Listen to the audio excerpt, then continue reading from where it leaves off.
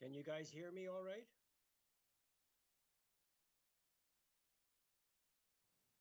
Hmm?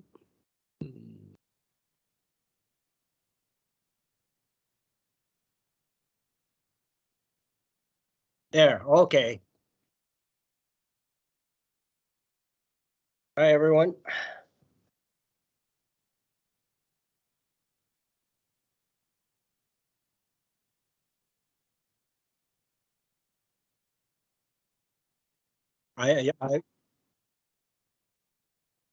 Yeah, I can hear you, Mike.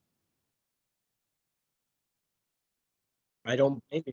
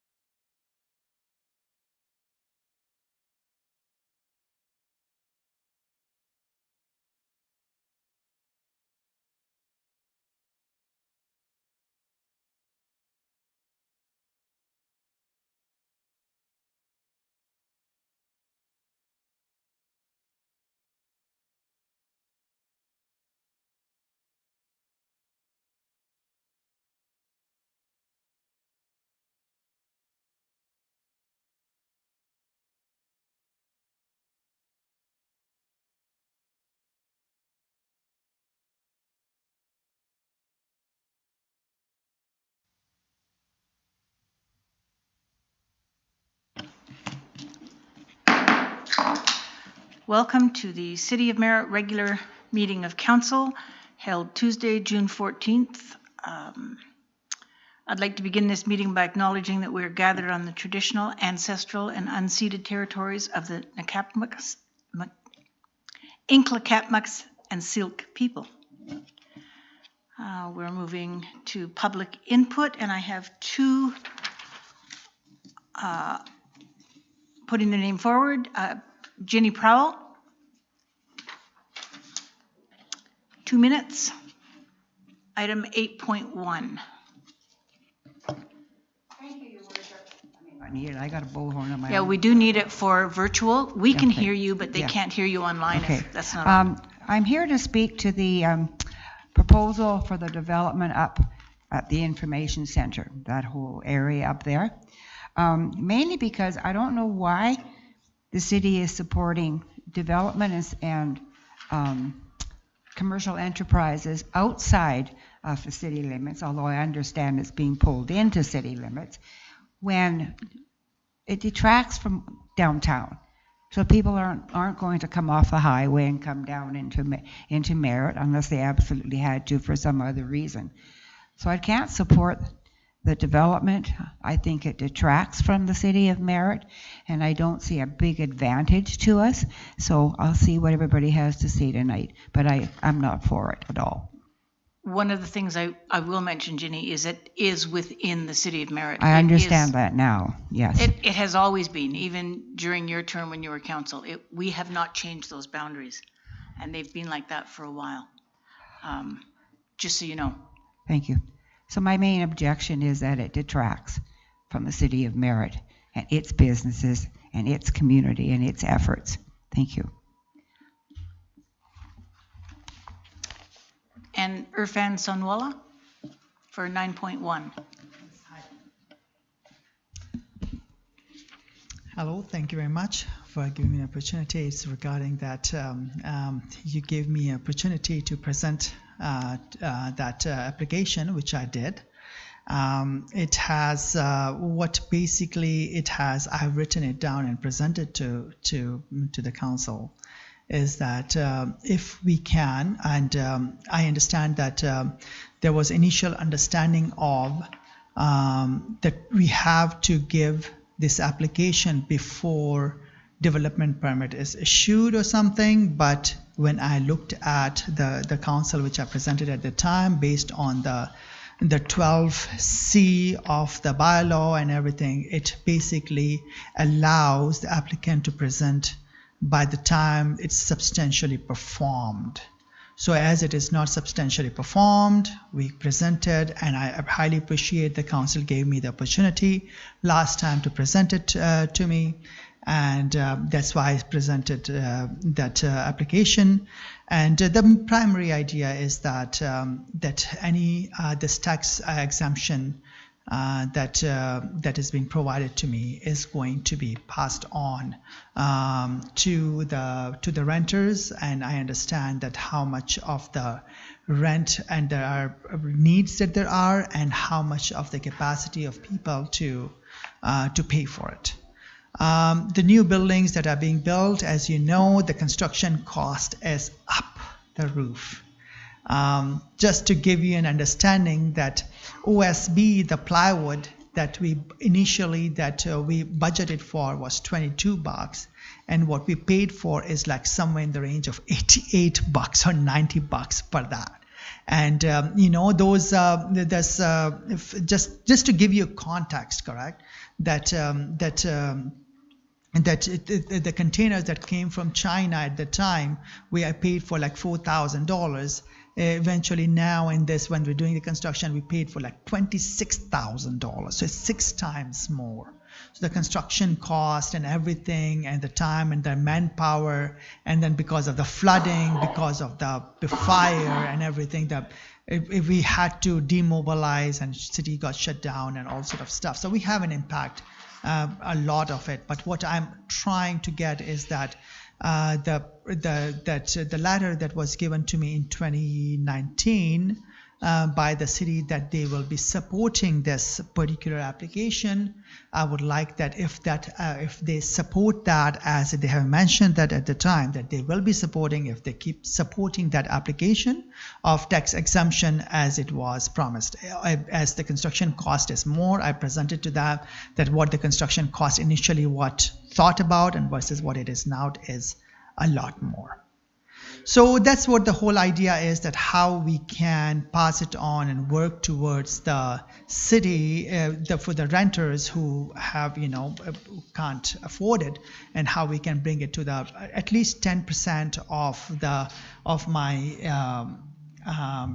my units brought down to that level that it is way lower for people to afford it. And that's the primary idea.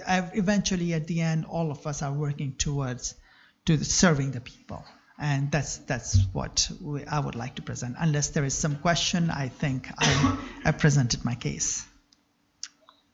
Seeing none, thank you.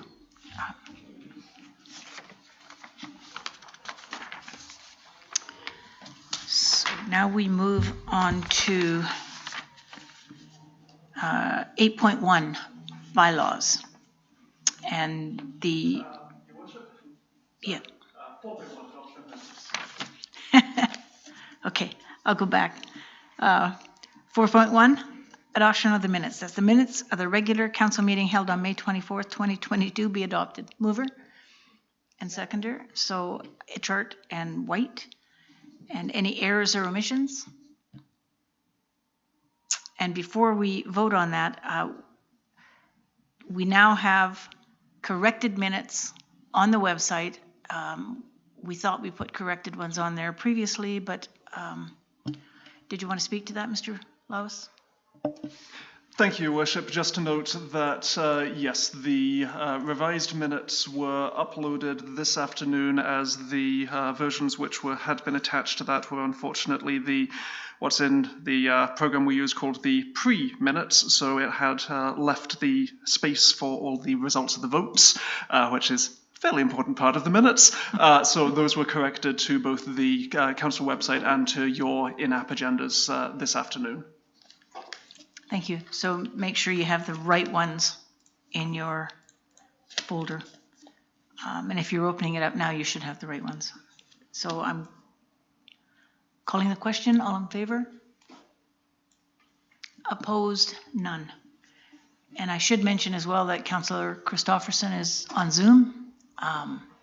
For those of you who can't see him, we can see him just fine. Now we move on to bylaws, 8.1. And we have the official community plan amendment bylaw number 2310-2021 and the zoning amendment bylaw number 2311-2021 at 2320 Hamilton Hill Road. And this is final adoption. Ms. Bradshaw, would you please give us a council report, staff report? Thank you, Your Worship. So just as a brief background here, with this particular rezoning and OCP amendment, the applicant is proposing to amend the official community plan to change the land use designation of the property from future development to comprehensive residential commercial. The applicant is also proposing to amend the zoning bylaw to change the zoning of the property from large parcel residential and agricultural to comprehensive development, or CD2. On March 23rd of 2021, Council gave first and second readings. Following that, the applicant requested that the application be revised to remove the gaming facility.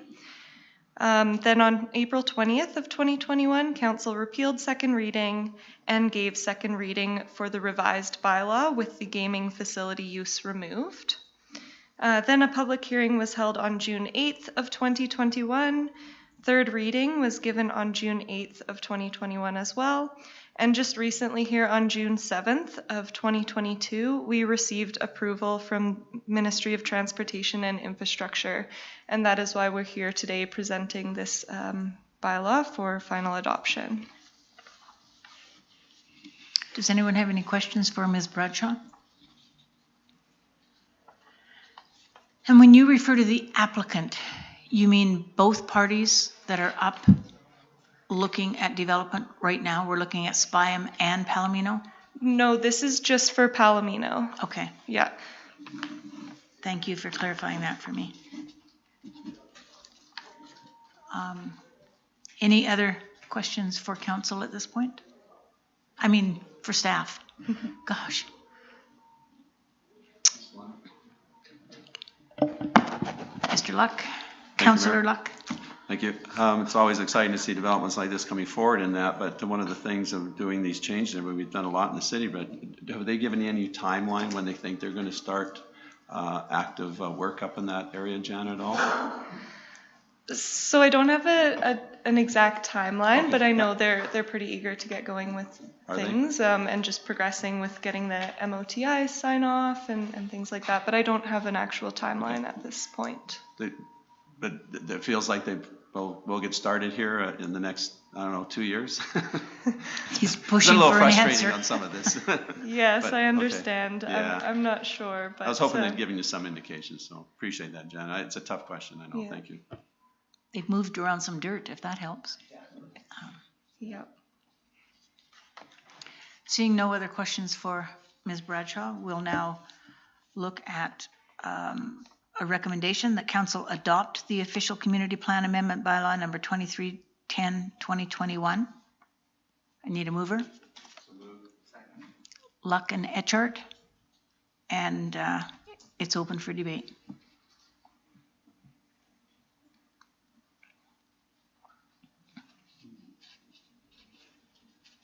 Don't see any debate on this one. I think we're just looking at, from 2021, the removal of the gaming piece to it, and this is just finishing that piece off. I'll call a question. Okay. Councillor Luck. Yeah, just a quick comment. Ms. Powell came forward and said she was opposed to this development, and this has been in the works for some time, so I'm surprised that more people, if they were opposed to it, haven't been to council and voiced those concerns. So is this suddenly something that's happening, or has it been out there for a while or whatever? I know a few people have commented on that, but this is a unique development that is going up in that area and everything, and it's residential. So I'm not quite sure how that's going to be taken from the downtown core. I think the Spine development, there might be some comments around that, but this is certainly mostly residential and that going, which we badly need in our community. So that's why I was asking the question. I'm hoping they're going to start moving on this as soon as they can. So I'm not sure where we're at that. And yeah, no, that was it. I just want to make those comments to let Mr. Powell know. Thank you. And Councillor Fair. Oh, That doesn't matter. okay. I'll get back to you in a sec. Okay, thank you. Yeah, I just wanted to comment similar to what Councillor Luck has said, that I think the potential for this to basically improve the economy of Merritt as a whole is really what we're looking at here. I know we did see some diversion of traffic and business into town when the info center originally closed.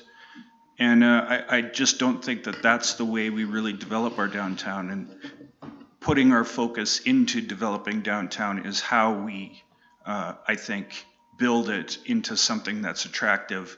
So that's the way I look at it. It's not as though we're taking away from the city. We're just adding something else that can also be developed in tandem. Thank you. And Councillor White. Yeah, I was just going to say that in speaking with one of the parties involved in the Palomino project, they confirmed that they are building a hotel and housing. That's what they're putting on that property. And that's my understanding as well. And it is within the city. It is part of our responsibility to follow through on development when we do have people wanting to develop. But the other thing, Ms. Prowl, is we were looking at trying to find a way to get people into town. I don't think it has anything to do with the development, whether it's going to be up there or not. We need to find ways to get the traveling public into town. and hopefully not just for bathroom use. We'd like to be able to have them come and spend time here and actually do things here. So we are looking at that. It's not right in our forefront right now. We need a bit of housing and some flooding issues to deal with first, but it is on the to-do list at some point in time. One of the things we would like to see is a BIA for the downtown area where they can actually help themselves as well, not just relying on City Hall to help them out, but that too is in the future. But we are aware, and we are trying to find ways to pull the public in. And I see, oh yeah, I do. Councillor Etchart. I can understand and appreciate comments and concerns about people thinking that we're developing outside of town. But at the same time, I think people had the same concerns in the late 80s when they started developing, well, early 90s when they started developing up the hill where DeWolf Way is now. Like Dairy Queen, when it opened in 92, and what's now Mary Brown's was the KFC. There wasn't a lot up there, and now look at Peregrine Way and the streets up there. So there's a lot of development, and I think if we can expand and have nice new neighborhoods that have done really well, I think it would be a positive.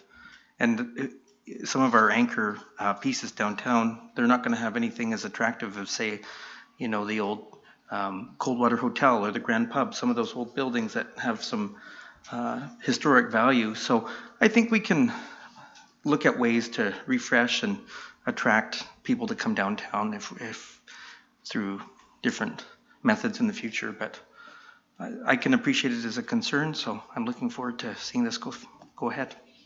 Thank you. Thank you. Seeing no other comments, I'm going to call a question. The council adopt official community plan amendment bylaw number 2310, 2021. Oh, all in favor? And opposed? None. That's carried. I seem to be out of it tonight for some reason. And we have a recommendation that council adopt zoning amendment bylaw 2311, 2021. Luck and fair, and it's open for debate. No debate? I'll call the question. All in favor? Opposed? None. Carried. We move to 8.2, election bylaw number 2337, 2022. Mr. Lawes. Thank you, Your Worship, and it was brought to my attention late this afternoon there is a minor typo in the bylaw which I will correct before it gets to adoption stage, but it isn't enough to warrant a amendment requiring. This is bylaw 2337, as it is mentioned in about 99% of its references, and not bylaw 2331 as it says in one of them. So the proposal here is to do a number of relatively minor alterations to the election bylaw. The current bylaw, which served to you during the 2018 general local election, is very similar to one which is widely used across British Columbia. My largest concerns with it, the way it's worded, is that under the Local Government Act, voting has to take place in a specific manner using physically marked ballots and hand counting, unless a bylaw allows for automated voting machines, which your bylaw does allow for the use of. Allowing for the use does not mandate the use. However, the only procedures that we have in our bylaw then refer to how the automated voting system shall be used and does not leave any possibility for the use of the Local Government Act provisions on non-electronic voting. In particular, this is an issue where things like the recount provisions state that in all instances, recounts must be done using automated machines, which wouldn't necessarily be used because they're only authorized, not mandated. So the proposal is to essentially insert a whole slew of phrases which say if automated voting is to be used, these rules apply, and if not, then the standard rules in the Local Government Act apply. So anticipate that those should be relatively uncontroversial at least, although it's always entirely up to you what you find controversial. The other things in there is we are allowed to be more transparent in terms of our nominations than we have been in the past, and I'm proposing that we take advantage of that from this year. We all know from the last few years that an increasing amount is being done online. I don't want in any way to make online the only channel. People will still be able to do what I'm about to describe in person at Town Hall. But at the moment, under Merritt's bylaws, we use the Local Government Act, where nomination papers may only be inspected in person at the front counter. The Local Government Act allows us to also publish those on the city's website, which means they can be inspected by the same public of Merritt at any time of day without needing to come down here in person. And I'm recommending that we move to that model, which again does not change the information which is out there. It doesn't require people to use the online systems to access it. It simply enables people to do that.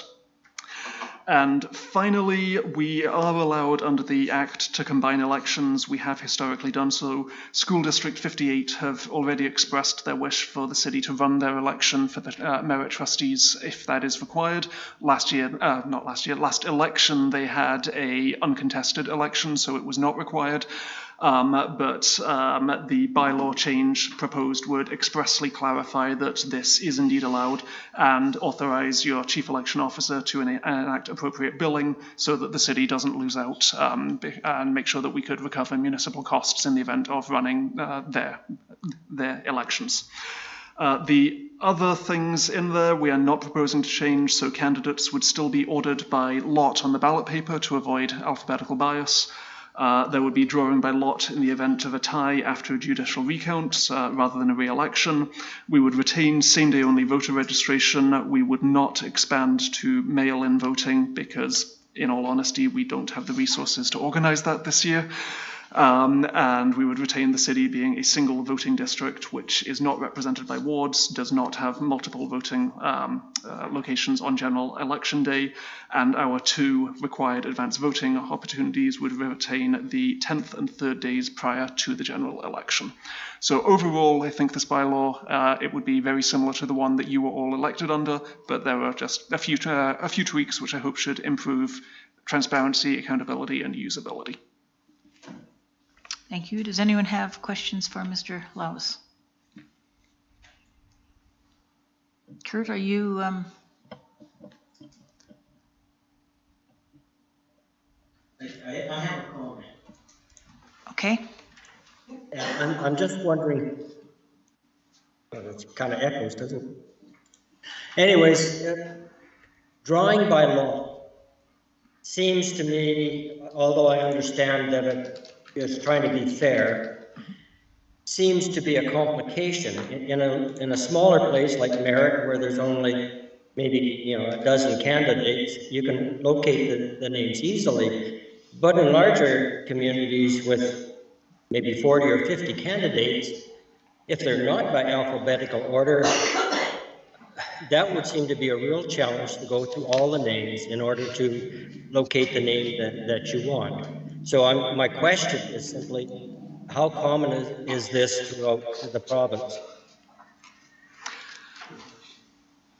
Although I couldn't provide you, to Councillor Christopherson through the chair, I couldn't provide you precise statistics on this, but I can tell you that it is quite common in British Columbia. I researched and read a number of other municipal bylaws, which is how I determined that ours is very clearly taken from a standard template. But I can also tell you that there is an increasing international desire to have randomly ordered candidates, because you are correct, it does make it slightly harder to locate on long ballots, but that's actually considered a feature in some ways, because it means that voters have to explicitly find the candidate that I know I want to vote for. Yeah, thank you. It's a concern simply because it makes the voting process, in my estimation anyways, a little bit more difficult. So I'd like to suggest that we do it by the length of the last name. Good one. At the bottom? Okay. Okay, thank you. Okay, Councillor Luck. Yeah, thank you, Mayor. Just one quick question, just a thought. I know you mentioned it quickly here. Online voting, I know we don't have time to look at it. Is there any community in the province, or even in Canada, doing online voting yet, Mr. Lewis? Online voting, definitely not. Don't touch it. No, not only illegal, but a terrible idea. Bluntly, there is, there are lots of people who care a lot about elections and think that online voting is a great way to increase accessibility. There are lots of people who work with computers who think that we should use them to make everything more efficient, including elections. The Venn diagram of people who both care passionately about elections and know about IT computer security, there is a complete exclusion in that field of desiring online voting. Just trust me, it's a terrible idea. But luckily it's not a lawful, it's not even an option in British Columbia, so you don't need to consider it. No, that's fine. I just wanted some clarity on that, and thank you for answering that. So, thank you.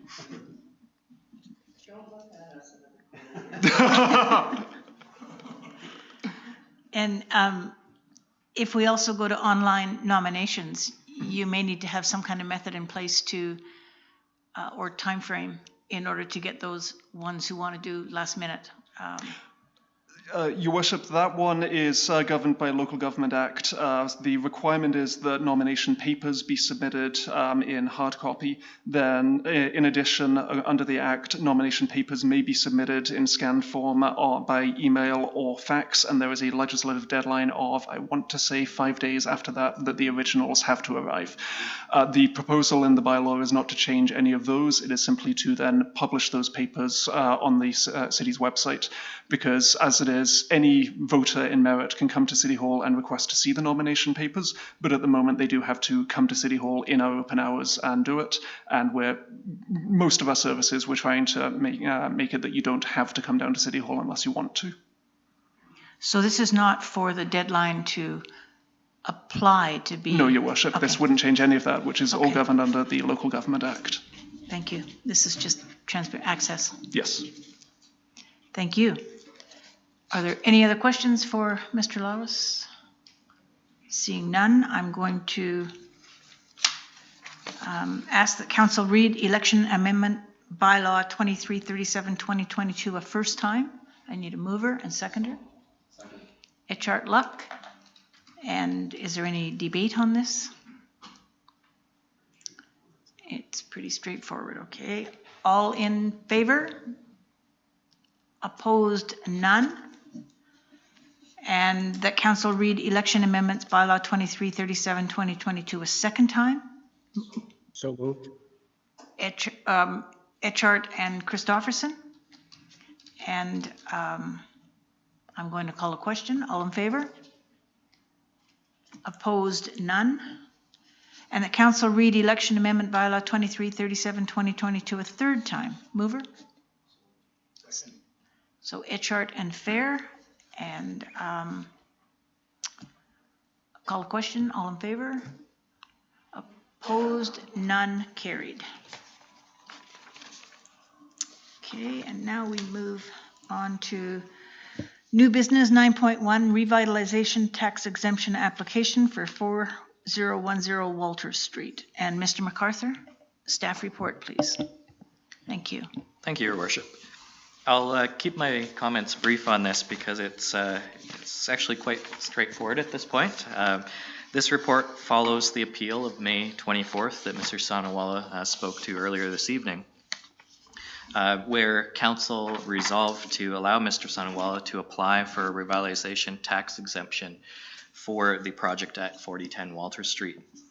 As the issue that was presented by staff at the appeal was whether Mr. Sanawala was eligible to apply, and that issue was addressed by Council's decision at that meeting. Staff have no other issues with the application. And in fact, staff believe that the applicant has now met the criteria for the exemption. As per section 226, subsection 8 of the Community Charter, if Council agrees that the applicant has met the criteria, a tax exemption must be issued. So there's not much wiggle room around that one. As per the bylaw and the agreement, however, the tax exemption would be subject to the applicant receiving an occupancy permit for the apartment building prior to November 30th of this year, which is the date that's indicated in the agreement. So with that, I'll turn it back over to your worship, and if council has any questions for staff, we're here to answer. Are there questions for Mr. MacArthur?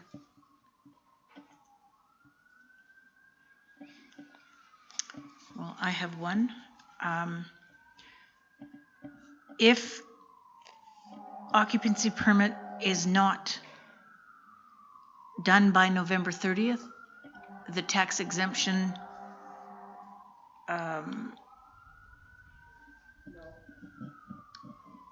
the tax exemption is no longer automatic?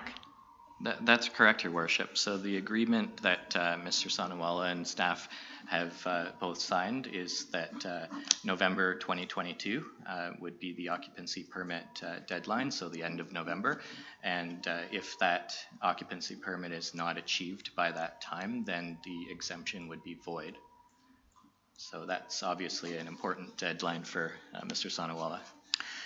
Now, how does that work for taxation year? That means that it starts in the following year. So the first year of the exemption would be 2023, right? And the final year, 2026. The property would be back to full taxation in 2027. Okay. It's that first year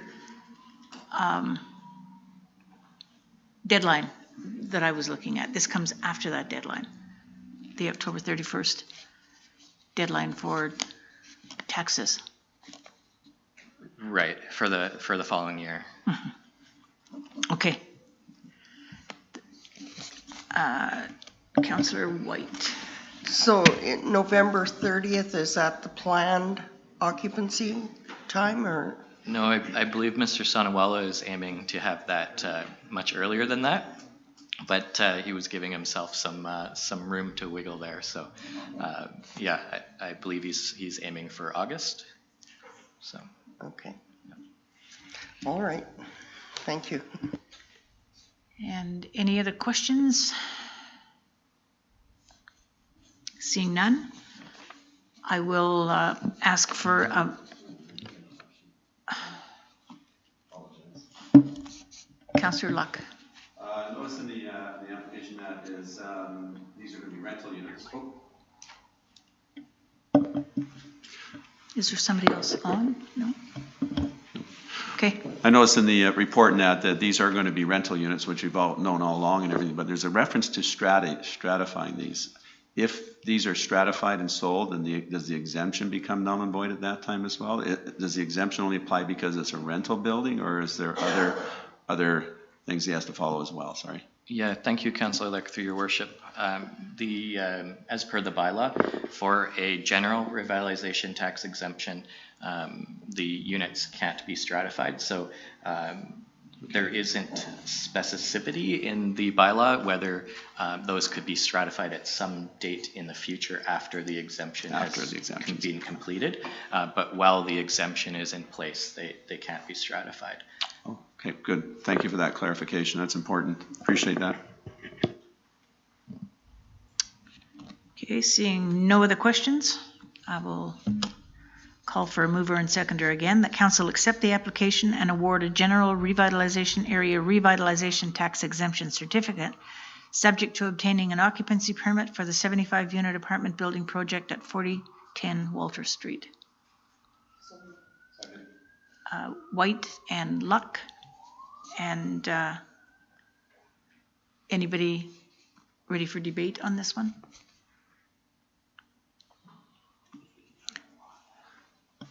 Okay, seeing none, I will call the question. All in favor? Opposed? None. That's carried. Okay, and now we're moving on to notices of motion. Can you, Councillor White? I would like to, although I realize that it's Ministry of Transportation issue probably. A motion to look into lights at the crosswalks on Nicola and Cleesby and Nicola and Blair. I've had a number of people speak to me about both of these for the last few months, actually, and it's come up again like tenfold here. So I'd like to see if it's possible to. I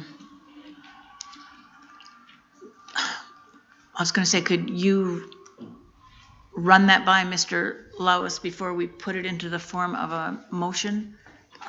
We've asked council to be able to take these to Mr. Lawes ahead of time so that we can get wording. The wordsmith,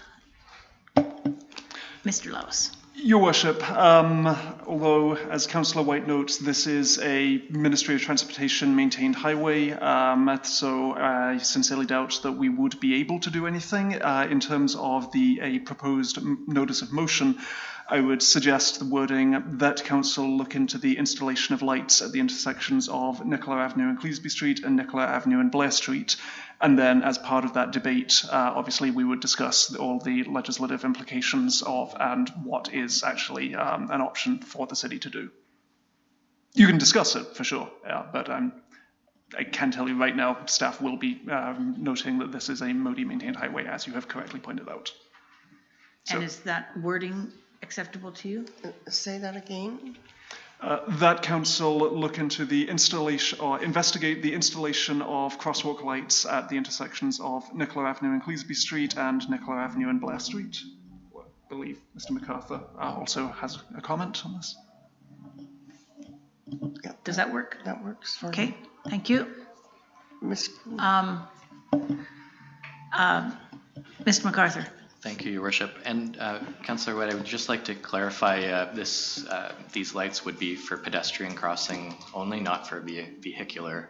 Yeah, no, pedestrian at the crosswalk. Okay, that's an important distinction. Yeah, that's very important. Yeah. That's why I've meant like crosswalk lights. Yeah, perfect.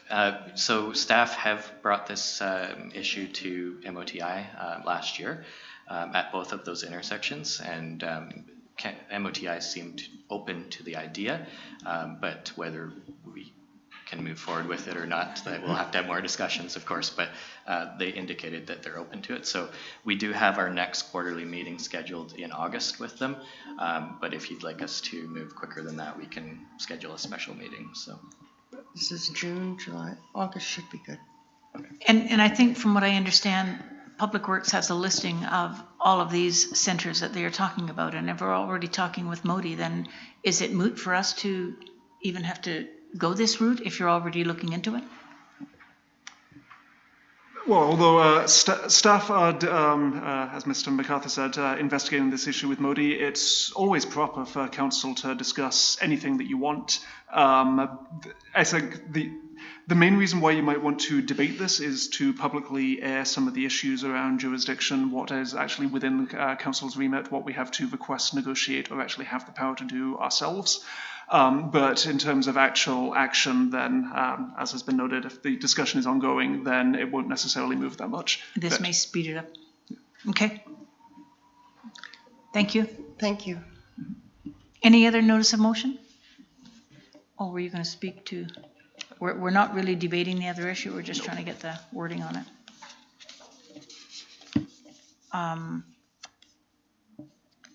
No other notices of motion, so we'll move on to reports from council.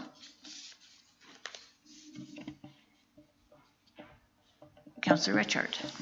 I just wanted to mention that Councillor White and myself and the mayor, we went to FCM, and there was a lot of information presented there, some of them having lots of information on ideas that we can have coming up maybe in our future strategic planning events, use of technology that helps save resources for, you know, maintaining of lawns and different ideas and waste reduction, different things. So that was useful and interesting, and some of the other information that we found there, and I think that was quite useful. Thanks. Thank you. Any other council report? I was going to say we're back a week and I'd already forgotten that we had attended. Councillor White. Experience Nicola Valley's teaming up, or Tourism Nicola Valley, with the airport to carry forward their annual fly-in that they have. And the date for that is going to be July 26th. And it'll be similar to next year with some add-ons, and hopefully we'll have more information as we get going here in the next couple of weeks with it. Did they have one last year? Yes. Okay, thank you. And no other council report? One of the things I noticed about FCM was, although I thoroughly enjoyed the networking sessions, I found, and there was some really good trade show booths in there as well. I found the content was a little bit weak this year. And I think that's because they put it on at the last minute. They weren't sure whether they were going to have COVID regulations or not, so, or whether they were going to even hold it. But there was some few really good sessions, but overall weak. So now we move on to information items. 12.1 UBCM Ministerial Meetings 2022, and Mr. Lois has given us background information on this. Does anyone have any information to add or take away from what he's presented?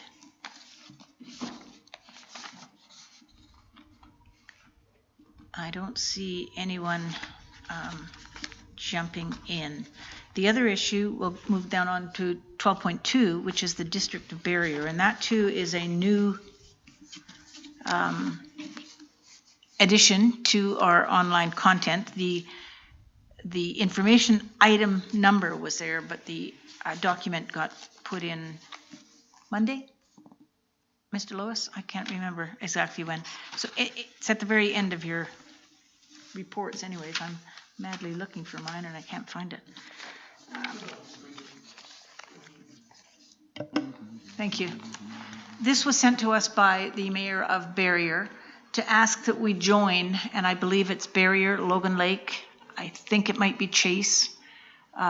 They're looking to get other municipalities involved in this. It seems like when there are accidents and other needs for the ambulance to leave town, that the town is left without any service whatsoever. And there's been some instances where there's been heart attacks and things like that happen in the town where there's no ambulance to take them anywhere. And I think part of that issue evolves around the ambulance service needing a lot of these individuals, or whether ambulances are out of town, so they can be depleted in other ways than just plain ambulances. And it's affecting the municipalities. And what he's saying is we want to take this to UBCM to look at just getting adequate resources in the communities at all times with ambulance services, that we are as important as those bigger centers as well. Mr. Luck, Councillor Luck, did you have your? Yes, thank you. A couple of things. Let's go with this one first. And do we need a motion or something to support this? Because I fully support this. We absolutely do need a motion to support this. I think we do. So I'd move a motion to support this resolution that is being brought forward by Barrier. Is that good enough, or do we need something more formal than that?